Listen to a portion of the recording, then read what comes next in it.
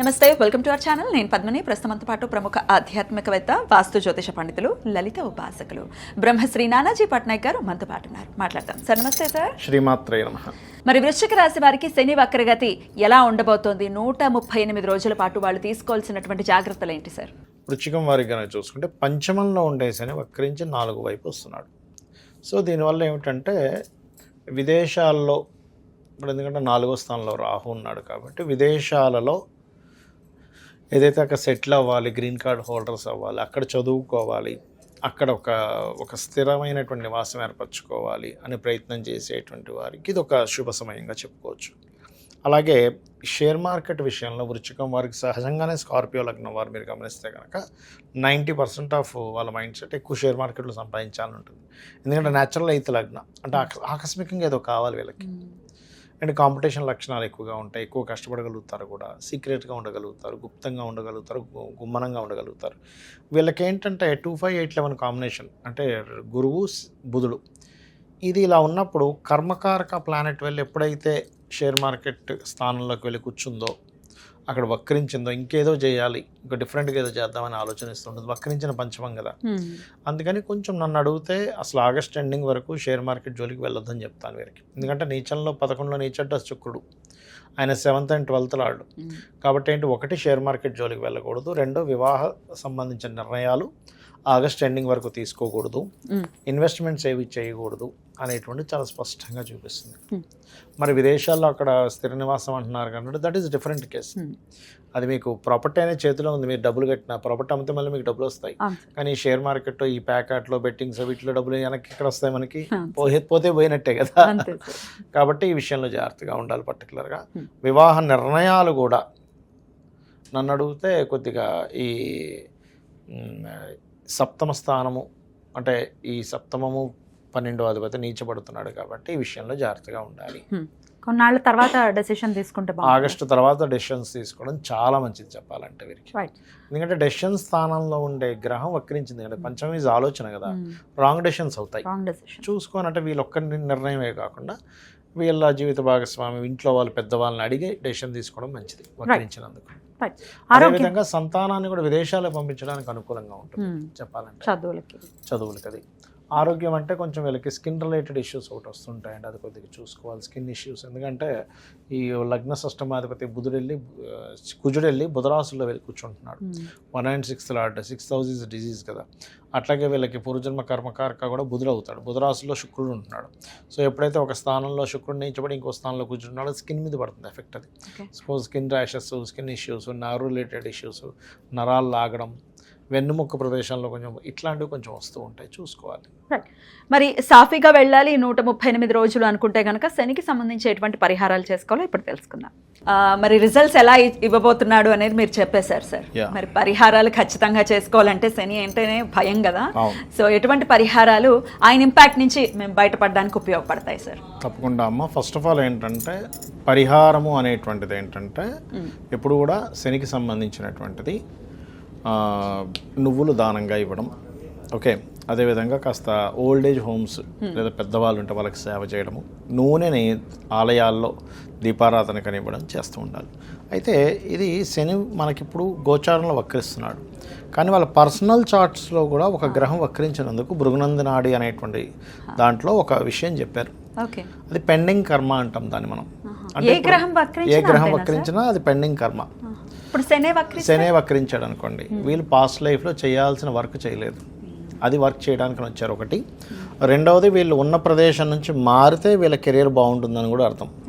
అయితే it's depend on శని. ఇప్పుడు వాళ్ళ పర్సనల్ చార్ట్లో పలానా దగ్గర వక్రించారు, ఆ వెనక రాశి నుంచి 159లో ఏ గ్రహాలు ఉన్నాయో చూడాలి. దాన్ని బట్టి వాళ్ళు ప్లేస్ మారడం వల్ల అభివృద్ధి ఉంటుందా ఉండదా అనేది తెలుస్తుంది. ఇంకోటి ఏంటి, డ్యూయల్ సైన్ వైపు వెళ్తుంటే రెండు జాబ్స్ చేస్తారని అట్లా చెప్పొచ్చు. ఎందుకంటే కర్మ 2 ప్లేసెస్కి ఆక్యుపై చేస్తున్నాడు కదా అట్లా. అదేవిధంగా జీవుడు వక్రించాడు అనుకోండి, వీళ్ళు ధర్మకార్యాలు కొన్ని పెండింగ్ ఉన్నాయి పూర్వజన్మల్లో. అంటే గురువు ధర్మకార్యాలు, జ్ఞాన సంబంధించినవి, లేకపోతే కొంతమంది చూడండి గుళ్ళు కట్టిస్తూ ఉంటారు, తీర్థయాత్రలకు వెళ్తూ ఉంటారు, దేవత వాటి దగ్గరికి అక్కడ సేవలు చేస్తూ ఉంటారు. ఇప్పుడు కొంతమంది పూజారులు ఉన్నారు, లేకపోతే వీళ్ళు ఉన్నారు దేవతా సంబంధించిన అదే టెంపుల్స్లో. వాళ్ళందరూ కూడా పాస్ట్ లైఫ్లో కొంత కర్మ బ్యాలెన్స్ ఉంది వారికి, లేకపోతే అంత ఈజీగా రాదు అది. అదేవిధంగా కొంత ఉపాసనలు చేసేవారు, అవన్నీ కూడా జూపిటర్ వక్రించినందుకు వాళ్ళు చేస్తే క్లియర్ అవుతుందని అర్థం. అలాగే మెర్క్యూరీ రిట్రో అనుకోండి, వీళ్ళు నాలెడ్జ్ షేరింగ్ చేయాలి. నాలెడ్జ్ షేర్ చేస్తేనే వీళ్ళకి ఈ జన్మ క్లియర్ అవుతుంది, అదర్వైజ్ అవ్వదు. మీరు గమనించవచ్చు, ఇవి చేస్తూ ఉంటే వీళ్ళ లైఫ్లో అభివృద్ధి కూడా ఉంటుంది. అంటే వీళ్ళు అరువు పెరగకుండా వర్క్ చేస్తున్నారు శని వక్రగతి వాళ్ళకి బాగుంటుంది లైఫ్. అదేవిధంగా దేవతా క్షేత్రాలు వెళ్ళడం చేస్తున్నారు, వీళ్ళ లైఫ్ అక్కడ నుంచి స్టార్ట్ అవుతుంది బాగుండడం అనేది. నాలెడ్జ్ ఎంత షేర్ చేస్తూ ఉంటే ప్లస్ అవుతూ ఉంటాడు. ఎందుకంటే కుజుడైతే భూములకు సంబంధించింది, అన్నదమ్ములకు సంబంధించిందమ్మా. అంటే ఇప్పుడు కొన్నిసార్లు భూముల్ని వదిలేయాల్సి వస్తుంది, వదిలేయాలి అంటే కొన్నిసార్లు వదిలేసారు. అంటే వక్రించి కేతువుతో కనెక్ట్ అవుతే ఖచ్చితంగా వదిలేయాలి. వక్రించి శుభగ్రహంతో కనెక్ట్ అయితే ఏంటంటే వాళ్ళు వేరే ప్లేస్కి వెళ్ళడం ద్వారా భూములు సంపాదిస్తారు. 100 ప్లేసులు సంపాదించలేరు, మీరు ప్లేస్ మారండి, అక్కడ మీరు బీభత్సంగా భూములు సంపాదిస్తారని చెప్పొచ్చు.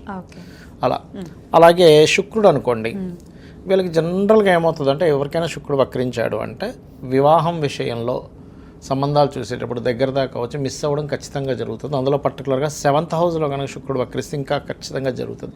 7th హౌస్లో ఏదైనా గ్రహం వక్రిస్తే వాళ్ళకి సంబంధం ఓకే అనేట్టు ఓకే వెనక్కి వెళ్ళడం జరుగుతూ ఉంటాయి. అదొక రకంగా దోషం పోయినట్టు అలా జరిగిందంటే వివాహానికి ముందు.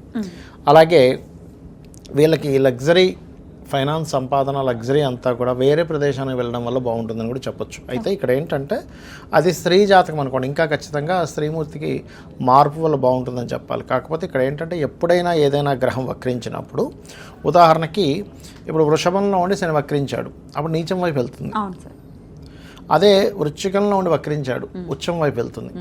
అంటే అది ఏ స్థానంలోకి వెళ్తుంది ఈజ్ మోస్ట్ ఇంపార్టెంట్. అంటే అది ఉచ్చమా నీచమా, ఫ్రెండ్లీ సైన్లోకి వెళ్తుందా, ఎనిమీ సైన్లోకి వెళ్తుందా, న్యూట్రల్గా ఉండే సైన్లోకి వెళ్తుందా ఈజ్ మోస్ట్ ఇంపార్టెంట్.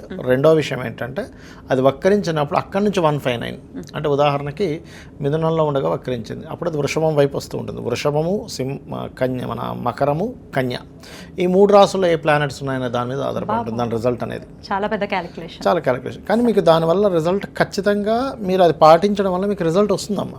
ఇప్పుడు ఒక వ్యక్తి వచ్చి అడిగాడు, ఏమంటే నేను ఇక్కడ చేయనా వేరే ప్రాంతానికి వెళ్ళి చేయనా, వక్రించి మంచి ప్లానెట్స్ అనుకోండి, ఖచ్చితంగా వాళ్ళు వేరే ప్రాంతానికి వెళ్ళడం ద్వారానే లైఫ్ బాగుంటుంది. ఇవన్నీ తెలుసుకోవాలంటే ఇట్లా నిష్ణాతుల దగ్గరికి వెళ్ళాల్సి ఉంటుంది, పర్సనల్ చార్ట్ చూసుకోవాలి. బట్ ఇన్ జనరల్ గా మేము రెమెడీస్ చేసుకోవాలనుకుంటున్నాం, మాకు భయంగా ఉంది, చాలా లాంగ్ పీరియడ్ కాబట్టి, మరి శని అనుగ్రహం కోసం ఎటువంటి రెమెడీస్ చేయమంటారు? ఫస్ట్ ఆఫ్ ఆల్ ఇక్కడ రెమెడీస్ అయితే శని అనుగ్రహం కోసం అయితే నేను చెప్పినట్టుగా నువ్వులు దానంగా ఇవ్వడం, ఆయిల్ దానంగా ఇవ్వడం, ఎక్కువ బద్దకించకుండా పోస్ట్ పోన్ చేయకుండా వర్క్స్ కంప్లీట్ చేయడం, ఇవి ఖచ్చితంగా చేయాలి. ఎప్పుడెప్పుడు దానం ఇవ్వమంటారు? శనివారాలు ఇవ్వాలమ్మా ఒకటి. రెండవది శని వక్రగతి ఉంది అంటే ఫస్ట్ ఆఫ్ ఆల్ వాళ్ళు అర్థం చేసుకోవాల్సింది, వాళ్ళ కిందని పనిచేసే వాళ్ళని ఎక్కడా కూడా హీనంగా చేయకూడదు. ఎందుకంటే వాళ్ళకి సేవ చేయడానికి పుట్టాడు ఈయన. మళ్ళీ సమ్ వర్క్, ఇంకా పోయిన జన్మలో మనకు మంచి జాబ్ ఇచ్చాడు బాసు, కానీ మనం ఏదో తూతూ మంత్రంలా చేసి వెళ్ళిపోతున్నాం, అదంతా కూడా పెండింగ్ వర్క్. మళ్ళీ పెండింగ్ కర్మ. ఇప్పుడు అనుకుంటా ఏముందిలే బాస్ చూడట్లేదు, ఇక్కడ సీసీ క్యామ్స్ లేవు, మనం వాడిందే ఆడ పాడిందే పాట అనుకుంటే కాదు. అది ఎవ్రీథింగ్ ఈజ్ కౌంట్స్. ప్రతిదీ మీకు చూసేవాడు ఒకడు ఉన్నాడు, ఒకటేంటి 5 ఉన్నారు. 5 కెమెరాలు పెట్టాడు ఆ ఒక్కడు. ఆ ఒక్కడు 5 కెమెరాలు పెట్టాడు అనమాట. సూర్యుడు, చంద్రుడు, కంటి దగ్గర ఉండే దేవతలు, చెవుల దగ్గర ఉండే దేవతలు అని కొంతమంది ఉంటారు. వీళ్ళందరూ కలిసి 5 రికార్డులు ఒకటే అయి ఉండాలి. మళ్ళీ రాసి వీడియోలు తీసి పెడతారు. వీడియో చూపిస్తారు, నేను చేయలేదండి, ఇక్కడ చేసిన నువ్వు కాదా. ఇక దేవతారాధన, అమ్మవారి ఆరాధన కానీ లేకపోతే ఏ ఆరాధన కొంచెం మంచి ఫలితం ఇస్తుంది? ఎప్పుడైనా శని ఈ కలియుగ దైవం వెంకటేశ్వర స్వామి ఆరాధన అయితే పంచమాధిపతిని బట్టి ఏ ఆరాధన అనేది చెప్పాలి, 9వ అధిపతిని బట్టి ఏ క్షేత్రం అనేటువంటి చెప్పాలి. దాన్ని బట్టి వాళ్ళ పర్సనల్ చార్ట్లో 9th లార్డ్ 5th లార్డ్ చూసుకోవాలి. రైట్ సార్, చాలా అద్భుతంగా తెలియజేశారు సార్. భయపడాల్సిన అవసరం లేదు, మన నడవడిక బాగుంటే ఖచ్చితంగా ఆయన మంచి రిజల్ట్స్ ఇస్తాడు. అంతే కదా. ఇప్పుడు నడవడిక అంటే ధర్మము. ఇప్పుడు లలితసహస్రనామాల్లో ధర్మాధ్యక్ష, ధనాధ్యక్ష, ధనధాన్య విబద్ధిని అంటుంది. అంటే ధర్మానికి అధ్యక్షురాలు. ధర్మానికి అధ్యక్షురాలు అయినప్పుడు ఆ ధర్మంగా ఉంటే అమ్మవారే ఓకే వీడు ధర్మంగా ఉన్నాడు రా అని చెప్పి ఆవిడే ధనం ఇచ్చేది. ఖచ్చితంగా. అద్భుతం సార్, చాలా వివరంగా మాకు తెలియజేసినందుకు కృతజ్ఞతలు సార్. నమస్తే. శ్రీమాత్రే నమః.